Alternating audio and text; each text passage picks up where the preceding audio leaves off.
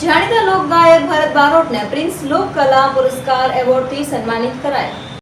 અમરેલીના બગસરા શહેરમાં મેઘાણી ટાઉન હોલ ખાતે prince foundation and education charitable trust દ્વારા પ્રિન્સ લોક કલા સન્માન એવોર્ડ ગુજરાતના જાણીતા લોક ગાયક અને રાવણ હથ્થાના વાદક ભરત બારોટને અર્પણ કરવામાં આવ્યો। પાલુભાઈ ગઢવીના અધ્યક્ષસ્થાને કાર્યક્રમનું આયોજન કરવામાં આવ્યું હતું।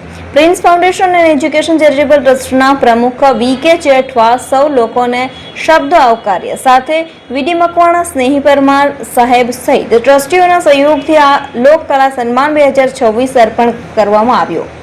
આ તકે અશ્વિનભાઈ ડોડિયા, અનિલભાઈ વેકરિયા, મુરજીભાઈ મહિડા સહિત સંતો, મહંતો અને આગેવાનો ઉપસ્થિત રહ્યા હતા।